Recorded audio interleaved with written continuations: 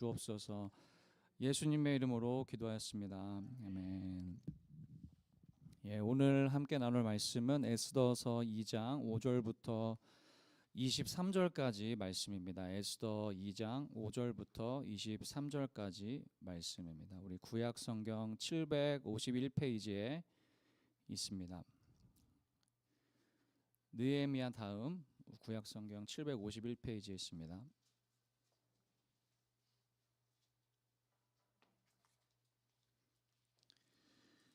우리 다 찾으셨으면 한 절씩 저와 여러분이 교독할 텐데 5절부터 23절 말씀입니다.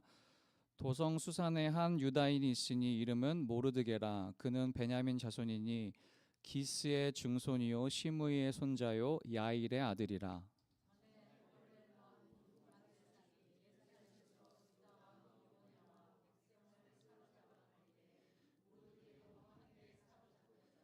그의 삼촌의 딸 하다사 곧 에스더는 부모가 없었으나 용모가 곱고 아리따운 처녀라. 그의 부모가 죽은 후에 모르드게가 자기 딸같이 양육하더라.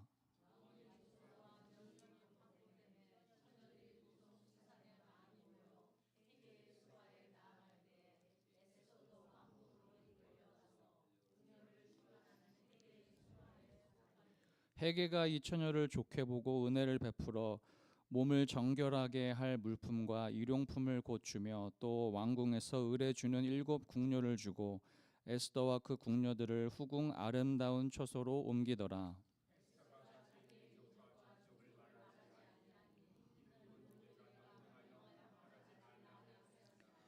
모르드게가 날마다 후궁 뜰 앞으로 왕래하며 에스더의 안부가 어떻게 될지를 알고자 하였더라.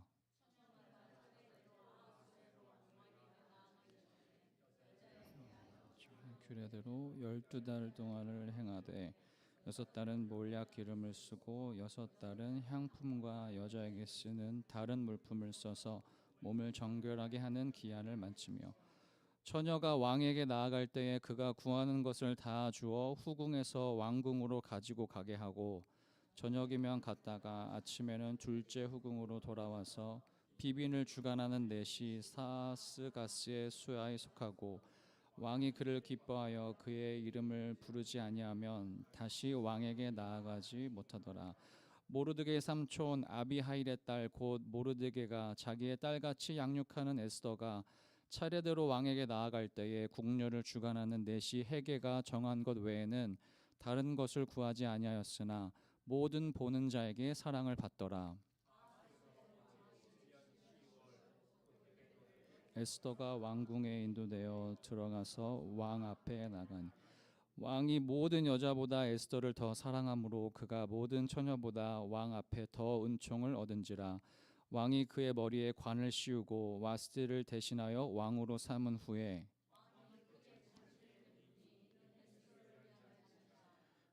장관들과 신하들을 위하여 잔치를 베풀고 또 각 지방의 세금을 면제하고 왕의 이름으로 큰 상을 주니라.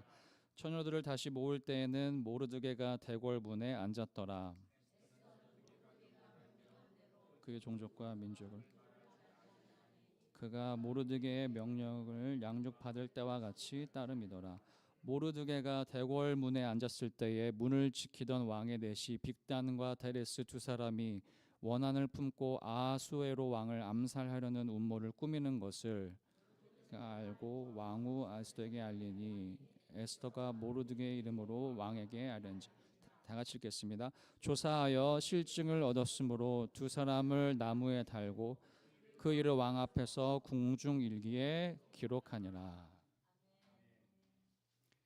오늘부터 4주 동안 에스더서 말씀을 함께 나누려고 합니다. 그래서 오늘 본문으로 들어가기 전에 에스더서의 시대적인 배경이 언제인지를 한번 좀 말씀을 드리고 오늘 본문으로 들어가다 보도록 하겠습니다.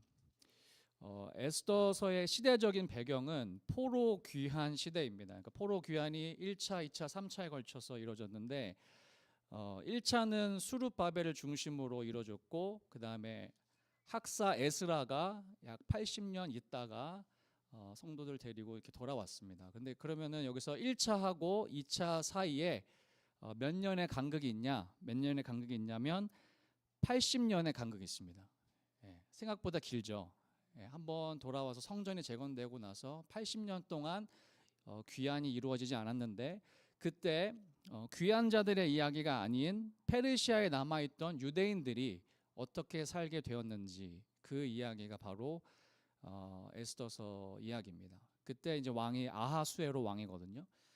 근데 이제 우리가 알고 있는 그 귀한 시대의 이야기들, 역대상하, 에스라, 느헤미야, 학개, 스가랴는 사실 누구의 이야기냐면 귀한 자들의 이야기거든요. 그리고 귀한 자들은 누구냐면 왕족이나 귀족이었거나 레위인이었거나 대제사장이었거나, 그러니까 유대 민족 중에서도 지도자 그룹이 이제 돌아왔거든요. 그들의 이야기인데, 사실 대다수의 사람들은 왕족이나 귀족, 레위인, 제사장이 아니고 일반 백성들이었습니다. 그리고 대부분의 유대인들이 귀환하지 않고 포로로 잡혀가서 거기서 정착해서 남아서 살았던 사람들이 대부분입니다.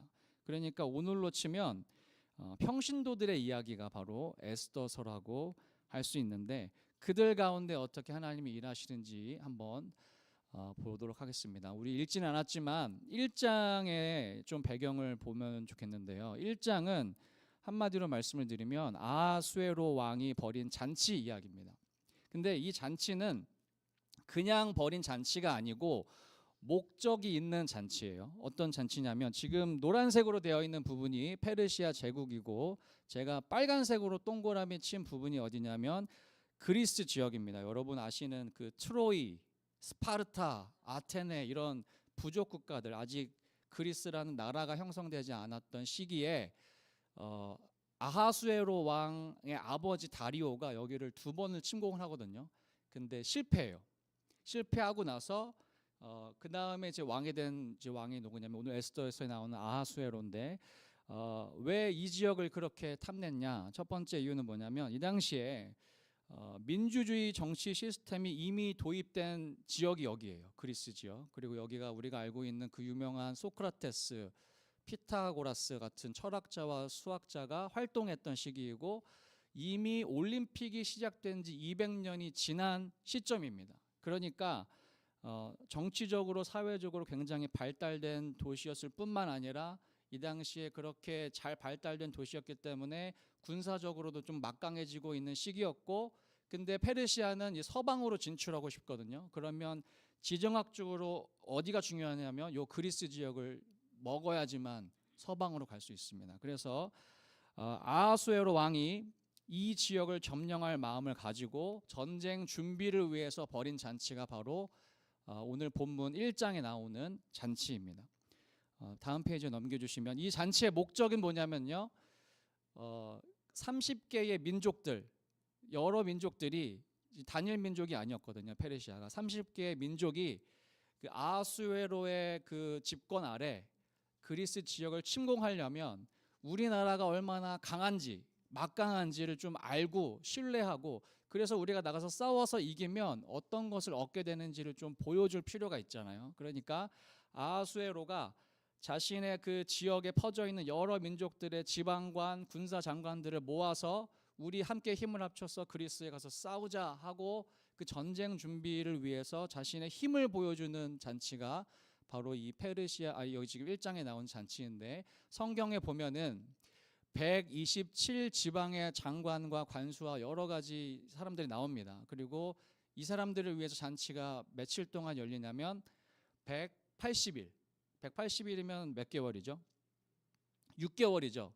6개월 동안 관리들이 나라를 비우고 잔치를 하면 별로 좋지는 않겠죠. 이제 왜 6개월 동안 하냐면 넓은 지역에 있는 사람들이 다 와야 되기 때문에 순차적으로 부른 거죠. 요번에는 누구, 요번에는 누구, 요번에는 저기서 오고, 그래서 그 넓은 지역에 있는 관리들을 다 불러야 되기 때문에 6개월 동안 잔치를 벌였고, 이 잔치가 끝나자마자 모든 백성들을 위해서 7일 동안 잔치를 벌이는데, 그 부함과 위엄의 혁혁함을 드러내고 싶었다라는 이야기가 나옵니다. 그래서 무슨 이야기가 나오냐면, 이 뜰에 있는 그 건축 자재가 얼마나 대단했는지에 대한 이야기가 나오고, 여기 잔치에 참석했던 사람들이 마시는 잔은 다 금으로 만들었는데 하나도 모양이 똑같은 것이 없었다. 다 달랐다. 그죠? 전 세계 하나밖에 없는 한정판 리미티드 에디션 금잔을 모든 사람이 마시는 상황입니다.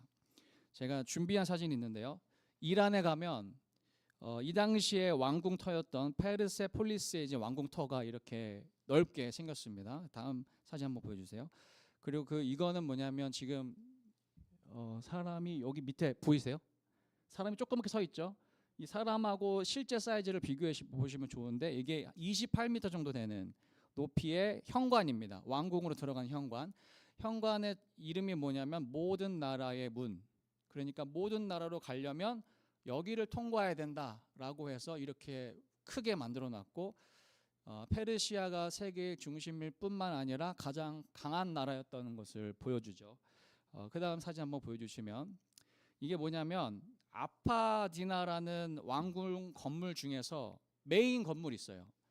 우리나라로 치면 이제 왕이 있는 그 메인 건물로 올라가는 계단에 이렇게 돌을 깎아가지고 만든 부조인데 여기 사람들이 뭐 하고 있는 거냐면 페르시아 왕 앞에 조공을 바치려고 줄을 서 있는 모습입니다. 그죠? 이 궁에서는 주로 무슨 일이 일어났냐? 사람들이 매일매일 와서 페르시아 왕에게 조공을 바칠 만큼 강력한 나라였다는 걸 보여주려고 이렇게 부조를 만들어 놨습니다. 다음 페이지 보시면 이게 뭐냐면 왕들의 무덤입니다. 저기 조그맣게 사람 보이시죠? 예, 저게 실제 사람들 키라면 이 왕들의 무덤은 이렇게 큽니다. 여기가 다리오, 아수에로, 아닥사스다 세 명의 왕의 무덤이고 그래서 이런 유적들을 중심으로 복원을 해보면 이런 모습인데 한번 보여주세요. 다음 페이지.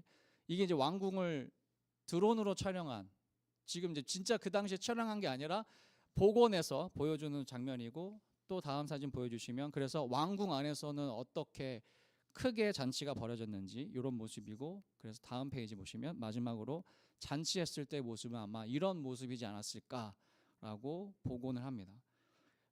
여러분 그 사람 사이즈하고 건물 사이즈 보시면 딱 들어갔을 때 압도당할 만한 크기죠. 그렇죠? 우리 페르시아가 얼마나 위대하고 얼마나 대단한지 봐라 딱 보여주는 그런 잔치인데 여러분 이 잔치는 정말 화려하고 그다음에 대단한 잔치잖아요. 근데 1장에서 이 잔치의 모습만 보여주는 게 아니라 아하수에로 왕이 어떤 사람인지를 보여주는데 근데 정말 재미있는 장면은 뭐냐면 여기서 그려지는 왕의 모습은 막강하고 위험 있는 페르시아 제국의 모습과 사뭇 대조적입니다. 어떤 표현이 나오냐면 10절부터 12절에 보면 잔치 마지막 날에 7번째 날에 왕이 주흥이 일어나서라고 말하는데 술에 취했다는 거죠. 술에 취해서 뭐 하는 거냐면 자기의 왕후인 와스디를 부릅니다. 와스디가 그 당시에 전 세계적으로 굉장히 유명한 미인이었다고 합니다. 근데 그 진짜 아하수에로를 사랑해서 결혼한 게 아니고 페르시아 왕들은 자기가 왕후를 뽑을 때 페르시아에 있는 7 그 집안의 어떤 대단한 집안이 있어요. 그 집안의 자녀들 중에서 데리고 와서 결혼을 해야 되거든요. 그러니까 한마디로 말하면 정략 결혼이고 정치적인 목적에 의해서 결혼하는 거잖아요. 그래서 와스디는 아하수에로를 사랑하지 않고 다른 남자를 사랑했는데 여자니까 힘이 없어서 거의 팔려가듯이 결혼하게 된 여자가 와스디. 근데 너무 기분이 좋아가지고 그런 예쁜 여자랑 결혼했으니까 기분이 좋아서 술 먹고 불렀는데 와스디가 어떻게 하냐면 거절해요. 그죠? 왜 거절하냐면 이건 비화인데 성경에 안 나옵니다. 비화는 뭐냐면 아까 말씀드렸듯이 팔려왔기 때문에 진짜 사랑하는 남자가 있기 때문에 평소에 사이가 안 좋았고 이 당시 아하수에로하고 와스디의 관계가 아주 안 좋았던 거죠. 그래서 그냥 오라고 하는데도 거절할 만큼 그렇게 사이가 안 좋았고 두 번째는 뭐냐면 관리들을 위해서 이 잔치를 할 때 항상 같이 있는 사람들이 누구냐면 매춘부들이 관리들하고 같이 있었다고 해요. 근데 그 자리에 왕후를 부른다는 건 뭐냐면 왕후가 거의 이제 옷을 걸치지 않은 상태로 나오라고 한 것이라는 주장이 있어요. 예, 그래서 와스디가 안 나왔다, 거절당했다라는 건데 중요한 건 뭐냐면 왜 안 나온지는 모르겠지만 확실한 건 왕이 불렀는데 왕이 안 나왔어요. 그 여왕이 안 나왔어요. 무슨 말이냐면 지금 왕의 위엄과 권세와 힘을 보여줘야 되는 잔치에서 왕이 자기 아내 한 명도 오라가라 하지 못하는 상태라는 걸 보여주고 있습니다. 게다가 어떻게 되냐면 이 왕은 그런 명령을 할 때 술에 취해서 그리고 신하들을 시켜서 그런 일을 하고 있다는 것을 보여주고 있습니다. 잠언에서 술에 취한 것은 지혜로운 자에 반대되는 개념입니다. 바꿔 말하면 어리석은 자 혹은 악한 자의 모습이고, 왕후 와수디를 갑자기 술에 취해서 폐위시키고 모든 여자들은 남편의 말을 반드시 들어야 된다는 법을 제정할 만큼 즉흥적이고, 그리고 이 모든 과정은 누구의 말에 의해서 진행되냐면 왕 스스로 결정한 게 아니라 신하의 말대로, 신하가 말한 대로 하는 이 왕의 모습을 보면서 막강한 페르시아 제국의 왕이 이렇게 별 볼 일 없는 연약하고 권위가 없었던 왕이었다는 걸 대조적으로 보여주고 있습니다. 그래서 그 다음 이야기가 바로 2장의 이야기인데, 자, 2장의 이야기는 그 후에라고 시작됩니다. 여러분 1장에서 이제 지금 군사들 모아서 잔치 벌이고 그다음에 와스디가 폐위됐죠. 그리고 나서 2장까지의 간극이 몇 년이냐면 4년이에요. 4년. 왜 4년 동안 무슨 일이 있냐면 아까 말씀드렸듯이 이제 전쟁, 그리스 지역 전쟁을 나가려고 잔치를 했잖아요. 그리고 이제 와스디는 폐위됐고 아하수에로가 전쟁에 나갔습니다. 그게 바로 그 유명한 살라미스 전쟁입니다. 살라미스 전쟁에서 육로와 해로를 통해서 다 공격을 했는데 인원수도 그렇고 그 가지고 있는 그 무기로도 그렇고 무조건 이겨야 되는 전쟁인데 아하수에로가 2번 다 여기서 패배합니다. 패배하고 돌아와서 마음이 굉장히 쓸쓸할 거 아니에요. 패배의 헛헛한 마음을 달래줄 그 위로의 상대가 필요한데 누가 생각이 나냐면 와스디가 생각난 거죠. 우리 2장 1절 말씀 한번 읽어보겠습니다. 시작. 그 후에 아하수에로 왕의 노가 그침에 와스디와 그가 행한 일과 그에 대하여 내린 조선을 생각하거늘. 지금 여기서 그 와스디와 와스디에게 행한 일, 그 후회하고 있는 거예요. 생각하거늘이라는 단어의 원어는 후회한다는 뉘앙스고, 아하수에로가 여기서도 어떻게 그려지냐면 전쟁에 지고 와서 기댈 곳 없는 연약한 왕, 너무너무 사랑했는데 짝사랑했던 그 와스디를 잊지 못하고 있는 이 아하수에로의 왕의 모습을 보여주고 있습니다. 그때 내가 왜 그랬지? 조금만 참을 걸, 보고 싶은데 변덕이 죽 끓는 듯한 모습. 그래서 이 모습을 신하들이 눈치채고 어떻게 하냐면 3절하고 4절 보시면 이런 명령을 내리시는 게 어떨까요? 라고 제장을 하는데, 아리따운 처녀를 다 도성 수산으로 모아서 왕의 눈에 아름다운 처녀를 와스디 대신 왕으로 삼으소서, 이렇게 말하고 왕은 그 말대로 합니다. 여기서 아름다운 처녀를 다 도성 수산으로 모아서 거기서 왕후를 삼으소서라는 제안은 그 당시에 굉장히 파격적인 제안이에요. 왜냐하면 여러분 우리나라의 그 중전 뽑을 때 일반 백성 중에서 뽑을까요? 귀족 가문에서 이렇게 좀 뭐랄까 집안에 뭔가 배경이 있는 집안에서 뽑을까요? 좀 높은 집안, 그죠? 뭔가 뼈대가 있는 집안에서 뽑죠. 페르시아도 마찬가지입니다. 왕후를 뽑는다 해도 항상 그 아까 페르시아의 7 가문 중에서 한 명을 데리고 와야 되는데 너무 왕이 슬퍼하니까 신하들이 이제 제안을 한 거죠. 그러지 말고 모든 여자들을 다 모아서 거기서 마음에 드는 여자를 뽑아라. 그리고 왕은 그 신하들의 말대로 그렇게 하기로 결정합니다. 1장에서도 그렇고 2장에서도 그렇고 왕은 자기 생각이 없어요. 신하들이 시키는 대로 하고, 그래서 드디어 이제 어떤 기회가 열리냐면 일반인이 왕후가 될 수 있는 기회가 열리죠. 그리고 그렇게 새로운 부인이 필요한 왕은 누구를 이제 뽑냐면 내시 헤게라는 사람한테 이 모든 것들을 맡기고, 그래서 왕이 이제 왕후를 뽑을 준비를 하고 있는 게 2장 4절까지의 내용입니다. 그러면 오늘 읽은 본문 5절부터는 누가 등장하냐면 모르드게와 에스더가 등장하는데, 한번 다음 페이지 한번 보시면 모르드게는 누구냐? 모르드게는 페르시아 제국 수산에 살고 있지만 베냐민 지파 후손으로서 언제부터 이곳에 살았냐면 유다 왕 여고냐 때 바벨론에 잡혀왔다라고 되어 있습니다. 근데 여기서 유다 왕 여고냐가 언제 잡혀왔냐면 지금 이 시기로부터 100년 전에 잡혀왔거든요. 그러니까 여기서 모르드게가 100년 전에 잡혀온 건 아니에요. 그렇죠? 모르드게라는 단어는 히브리어는 빠져 있고 그는 유다 왕 여고냐 때 잡혀왔다라고 되어 있거든요. 그러니까 그는 누구냐면 모르드게의 조상일 확률이 높습니다. 그러니까 모르드게 조상이 다니엘이 잡혀왔을 그때에 잡혀와서 그 1세대, 2세대, 3세대 정도 혹은 4세대 정도가 모르드게입니다. 자, 모르드게가 이름이 모르드게인데 바벨론 신의 마르둑이라는 신의 이름을 히브리어로 음역하면 모르드게라고 합니다. 그러니까 완전히 이제 바벨론화, 페르시아화 되어 있는 유대인인 거죠. 그런데 그에게 누가 있냐면 사촌 여동생 하다사라는 이름을 가진 에스더가 있습니다. 하다사는 히브리어인데요. 히브리어로 은매화 꽃이라는 이름이고 에스더는 별이라는 뜻의 페르시아 말입니다. 근데 이제 에스더가 여기서 태어난 거죠. 페르시아에서 태어났는데 모르드게의 삼촌하고 그 삼촌의 부인이 일찍 죽은 거예요.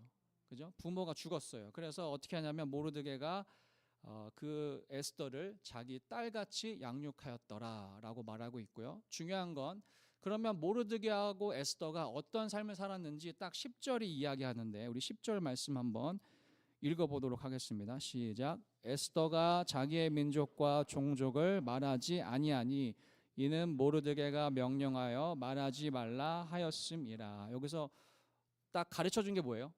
자기의 민족과 종족을 말하지 말라. 이 당시에 유대인임을 밝히고 사는 게 득이 될 것이 없는 상황이었다는 것이죠. 그렇죠? 포로의 후손으로 차별과 서름을 많이 당했던 그들의 현실이 담겨 있는 표현이고 당시에 포로로 잡혀간 흩어진 유대인들의 삶의 모습이 그들과 같았다라는 것을 보여주는 대목이기도 합니다. 적절한 비유인지는 모르겠지만 우리 포도 목장에서 우리 난민들을 좀 도와주려고 우리가 방법을 찾고 있고 관계를 맺고 있는데 우리가 지금 연락하고 관계를 맺으려는 난민들은 자국에서 굉장히 고등 교육을 받고 높은 지위를 얻었던 사람들이더라고요. 그렇죠? 영향력 있는 집안 출신이었고 근데 한국에 와서 난민이 되었습니다. 그리고 난민으로 인정받지 못하면 어쩔 수 없이 한계와 차별 가운데 아주 냉혹한 현실 가운데 살아가는 삶, 그들의 삶이 우리가 간접적으로 경험하는 그들의 모습인데 모르드게하고 에스더의 삶이 그런 모습이 아니었을까 저는 생각해 봅니다. 갑보다는 을보다는 병보다는 정에 가까운 삶을 살고 있었던 두 사람이 있었는데 갑자기 페르시아 왕의 이상한 결정에 의해서 에스더가 왕후 후보가 됩니다. 우리 8절부터 구정해 보면 헤게가 주관하는 왕후 선발전이 일어나는데 에스더가 차출이 되죠. 차출. 그러니까 자기가 지원한 게 아니고 뽑힌 거예요. 수산성에 살고 있었기 때문에 뽑혔는데 요세푸스라는 역사가는 이때 약 400명의 처녀가 후보로 뽑혔다고 합니다. 근데 그 400명 중에서 그 헤게의 눈에 딱 들어온 사람이 누구냐면 누구죠? 에스더예요. 예. 여기서 보면은 에스더를 좋게 보고 은혜를 베풀었다. 그러니까 완전 유달리 아름다워 보였던 거죠. 그리고 헤게는 어떤 사람이냐면 아하수에로 왕이 어떤 스타일의 여자를 좋아하는지 너무 잘 아는 사람이거든요. 그러니까 그 일을 맡겼는데 딱 보니까 에스더는 그런 스타일이에요. 그래서 어떻게 하냐면 원어로 보면은 지금 한국말로는 잘 안 나와 있지만 원어로 보면 그 앞에 즉시 에스더를 보자마자 몸을 정결하게 할 물품과 일용품을 주었다라고 말합니다. 이게 뭐냐면 처녀들을 뽑아서 왕 앞에 데리고 가려면 무조건 1년이 걸려요. 6개월 동안 몰약을 발라야 되고 몰약 마사지를 해야 되고 6개월 동안에는 향품을 발라야 됩니다. 그러니까 1년이 지나야지만 왕 앞에 갈 수 있는데 얘가 왕후가 되려면 뭘 해야 되냐면 빨리 해야 되는 거예요. 빨리. 그러니까 딱 에스더를 만나자마자 그 양품을 바로 주고 빨리 너 준비해 라고 한 다음에 7 궁녀를 주었습니다. 7 궁녀는 특별 대우를 한 겁니다. 얘를 거의 이제 왕후 후보로 점 찍어 놓은 거죠. 그리고 어디에 배치하냐면 아름다운 처소라는 곳인데 여기는 왕이 자주 부르는 궁녀들이 있는 곳이라고 합니다. 그곳에 에스더를 딱 배치합니다. 여러분 여기서 8절하고 9절에 보면 에스더는 뭘 했죠? 에스더는 아무것도 한 것이 없습니다. 그렇죠? 왕후를 뽑는데 후보로 뽑혔고 헤게의 눈에 들어왔고 헤게는 에스더를 굉장히 적극적으로 왕후의 후보로 넣으려고 막 밀어주고 있는 상황입니다. 그런데 이 이야기를 하다가 갑자기 누구 이야기를 하냐면 모르드게 이야기로 넘어가요. 우리 11절에 보시면 모르드게가 날마다 후궁들 앞으로 왕래하며 에스더의 안보와 어떻게 될지를 알고자 하였더라. 앞에 보면 뭐처럼 양육했냐면 모르드게가 에스더를 딸같이 양육했죠. 지금까지 너무너무 사랑하는 딸로 여겼는데 어느 날 갑자기 왕궁으로 들어갔어요. 그리고 왕궁으로 들어가서 이제 앞으로 얼굴을 못 볼 수도 있어요. 그러니까 날마다 가서 얘가 지금 어떻게 진행되고 있는지, 지금 왕궁의 분위기는 어떤지 알려고 찾아가고 있습니다. 일주일에 한 번도 아니고 날마다 찾아갑니다. 왜 그러냐면 우리 12절하고 13절에 보시면 다음 페이지에 넘겨주세요. 자, 어떻게 되냐면 첫 번째로 후보가 되잖아요. 그러면 첫째 후궁에 모여요. 아까 아름다운 처소에 배치가 됐죠. 배치가 된 다음에 1년이 걸려요. 모든 사람들이 뽑힌 순서대로 1년 동안 6개월 동안 이 모략과 향품을 써야 됩니다. 그 다음에 왕의 침실로 들어갑니다. 그죠? 왕의 침실에 한번 저녁에 들어갔다가 나오면 그 다음에는 어디로 가야 되냐면 첫째 후궁이 아니라 둘째 후궁으로 가야 돼요. 여기는 담당하는 사람이 다르죠. 누구냐면 아까는 헤게였는데 여기는 사하가스가 담당하는 이 둘째 후궁으로 가는데, 둘째 후궁은 어떤 여인들만 모이냐면 왕과 이미 하룻밤을 보낸 여인들만 모이는 곳입니다. 그리고 거기에 가서 왕이 다시 생각이 나서 부르지 않으면 평생 거기서 과부로 살아야 돼요. 그죠? 실제로 그런 여인들이 있었으니까 이렇게 기록했겠죠. 그렇죠? 아무도 한 번도 안 부른 사람이 있었으니까. 그러니까 지금 왜 그렇게 모르드게가 에스더가 어떻게 되는지 궁금해하냐면 얘가 이렇게 왕궁으로 들어갔다가 그냥 왕하고 하룻밤 보내고 나서 평생 그 둘째 후궁에서 이제 한과 그 분노에 휩싸여서 죽을까봐, 그렇게 살다가 죽을까봐. 그래서 실제로 그 아하수에로 왕이 한 20년 정도 통치하다 죽는데 마지막에 왜 죽게 되냐면 이 둘째 후궁에 있는 여자들의 음모에 의해서 죽었다는 설이 있어요. 네, 충분히 그럴 만하죠. 그죠? 그러니까 지금 에스더는 앞으로 인생의 굉장히 중요한 기로에 서 있습니다. 만약에 제가 이 사실을 다 알고 있는 상황에서 첫째 궁에 들어갔어요. 제 남자지만 들어갔어요. 아주 치열한 경쟁이 있었을 거 아니에요. 400명이 다 그렇게 될 운명인데 어떻게 될지 모르는데 매일 헬스하고 요가하고 피부 관리 받고 아마 난리도 아니었을 겁니다. 그죠? 그 궁의 분위기는 그랬을 거예요. 근데 에스더는 어떻게 했는지 한번 보실까요? 우리 15절 말씀입니다. 우리 넘겨주세요. 에스더 어떻게 했을까요? 한번 읽어볼까요? 시작.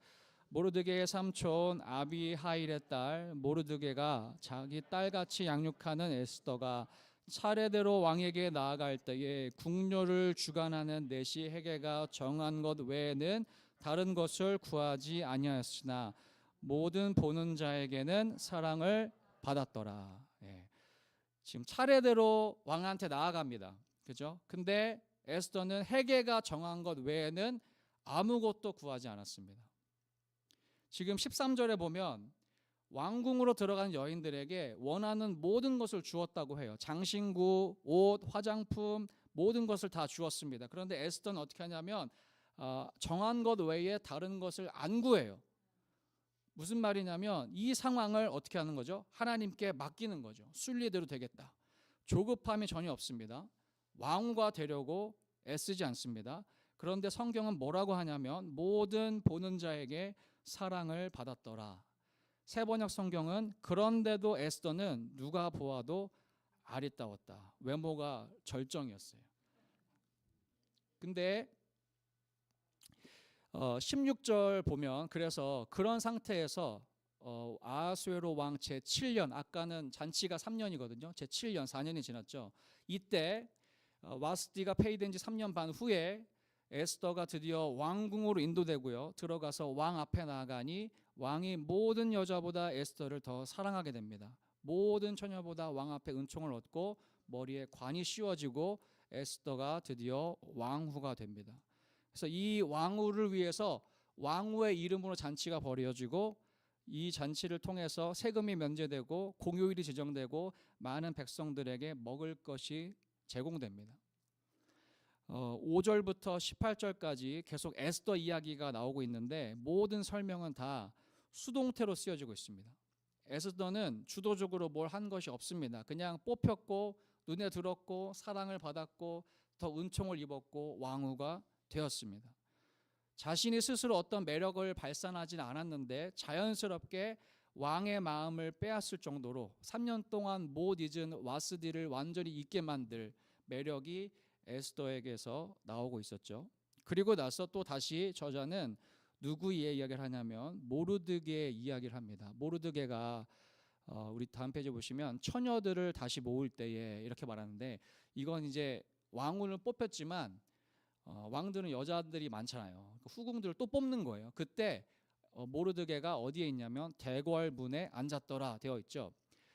처녀들을 다시 후궁을 모집하는 사건 가운데에 모르드게의 위치는 뭐냐면 궁에서 일하는 직무를 받게 되었다는 거죠.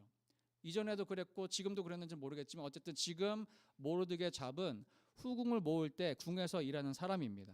그리고 그 일을 감당하고 있는데 무슨 일이 일어나냐면 빅단과 데레스라는 구체적인 두 사람의 이름이 등장하고 이 두 사람이 왕을 죽일 음모를 계획하고 있는데 모르드게가 그 이야기를 우연히 듣게 됩니다. 이 언어의 뉘앙스는 뭐냐면 모르드게가 정보 요원이 돼서 이걸 알아내려고 막 돌아다니다가 들은 게 아니라 모르드게는 그냥 후궁 뽑는 일에 감당하려고 앉아 있었는데 거기서 일을 보고 있었는데 그 계획이 모르드게에게 우연히 들려진 거죠. 그 장소하고 시간하고 소리하고 이 모든 것들이 다 이제 모르드게에게 들려진 거죠. 여기서 우리가 상상력을 좀 발휘해 볼 필요가 있습니다. 여러분 암살단이세요? 암살단, 왕을 죽일 암살단. 왕을 암살하는 계획을 짜려면 어떻게 해야 될까요? 뭐가 생명이죠? 보안이 생명이죠. 보안이 생명입니다. 아주 대놓고 크게 말하지 않아야 되고 아무것도 없는 것을 확인해야 되고 은밀하고 조용하게 아무도 모르게 필요하다면 자신들만의 암호를 사용해서 대화했겠죠. 근데 그걸 누가 알게 되죠? 모르드게가 알게 됩니다. 그리고 뭐하다가 자신의 업무를 보다가 그것을 알게 되고 정확한 이름을 이야기해주고 결국 특검이 발효돼서 실증이 잡히고 얘네들 두 사람이 처형됩니다.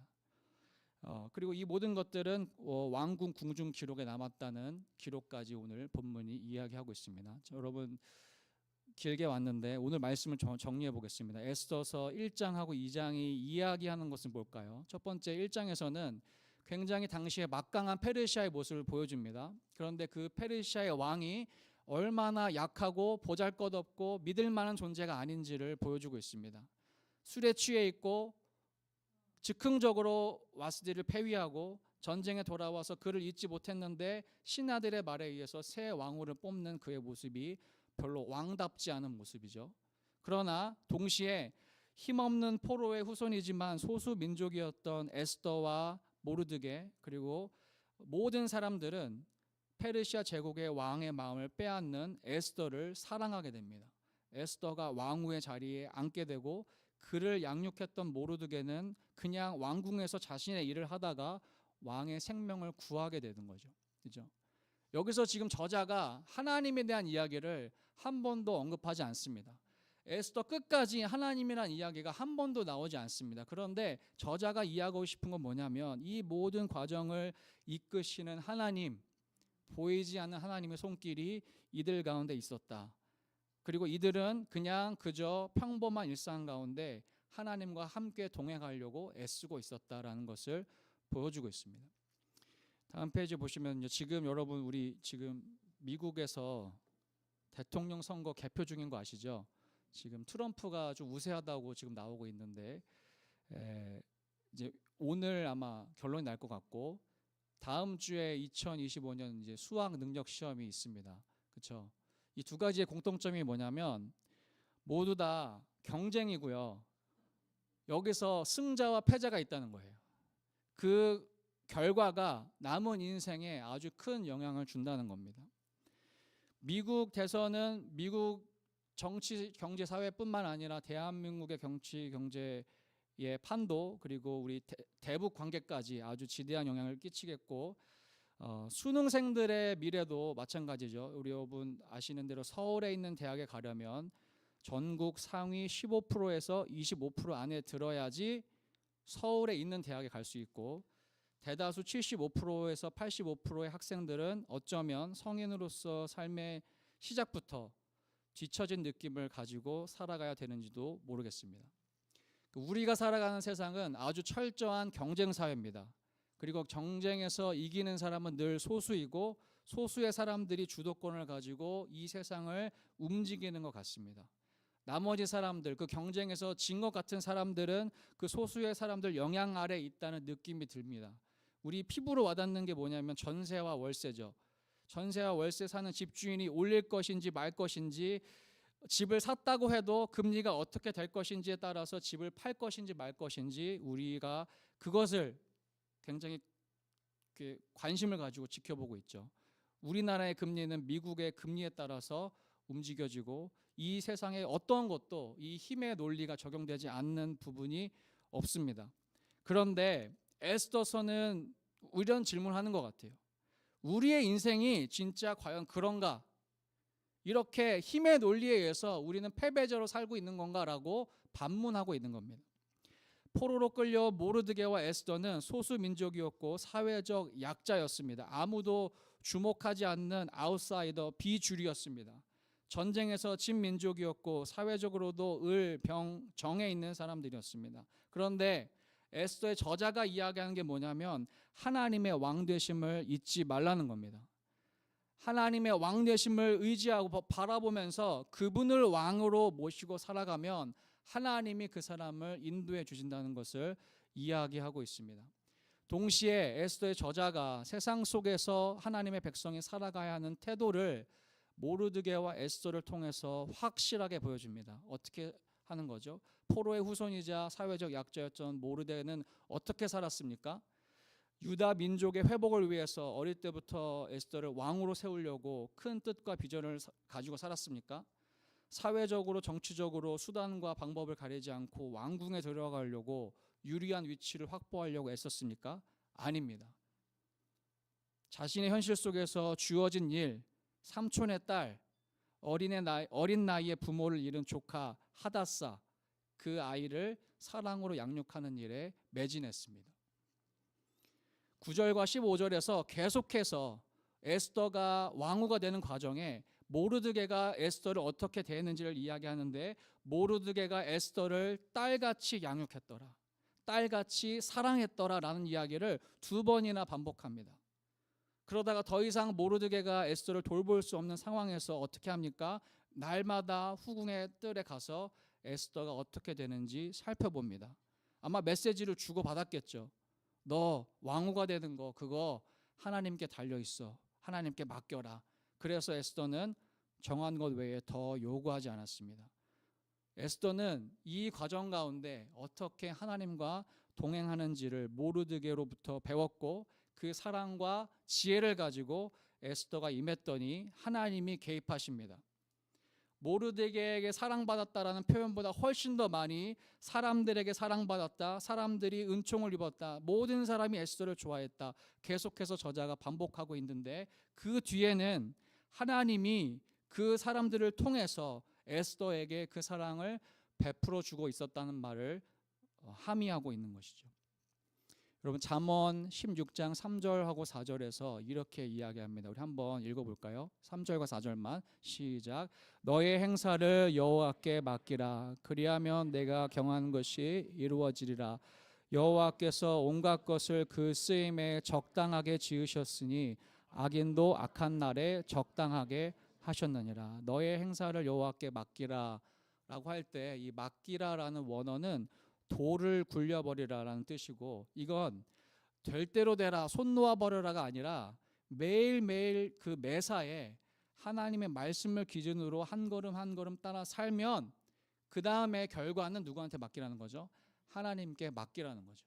내가 원하는 결과를 얻으려고 막 거기서 아둥바둥 하지 말고 그냥 그 주어진 일에 하나님의 뜻을 깨닫고 하나님의 뜻대로 살면 하나님이 그 다음에 일하신다는 거죠. 악인도 악한 날에 적당하게 사용하실 것이다. 그렇죠? 오늘 본문에 나타나죠. 아하수에로도 신하들도 헤게도 모든 그 신하들이 다 이 일에 사용됩니다. 그러면 어떻게 되냐면 7절하고 8절 말씀인데 사람의 행위가 여호와를 기쁘시게 하면 그 사람의 원수라도 그와 더불어 화목하게 하신다라고 말합니다. 그러면서 9절 말씀 이렇게 결론 짓는데 우리 다 같이 한번 읽어보겠습니다.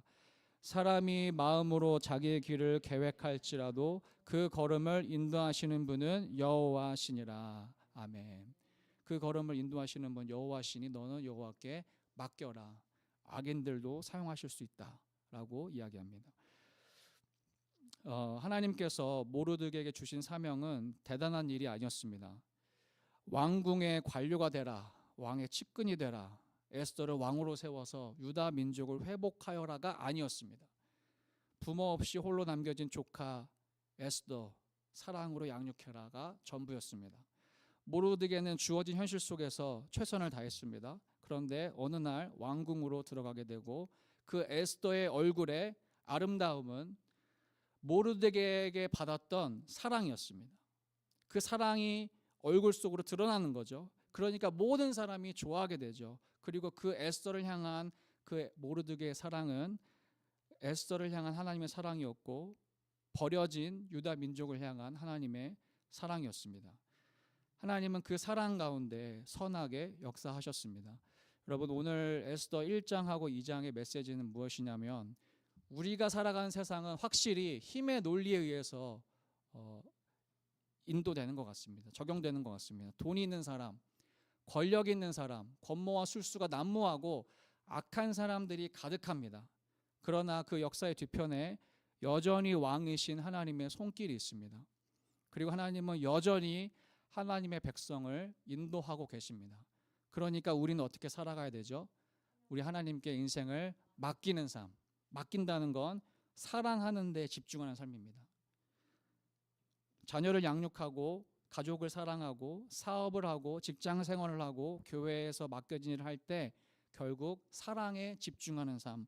하나님이 원하시는 그거잖아요. 사랑하는 삶에 최선을 다할 때 하나님이 우리 평범한 일상 속에 일하시고 우리를 통해 하나님의 선하신 계획을 이루어 가실 줄 믿습니다. 그래서 그 사랑의 하나님께 우리의 인생을 맡겨드리는 저와 여러분 되시기를 예수님 이름으로 축복합니다. 우리 함께 아까 했던 찬양하고 기도했으면 좋겠는데요. 우리 하나님이시여 함께 찬양하고 기도하겠습니다.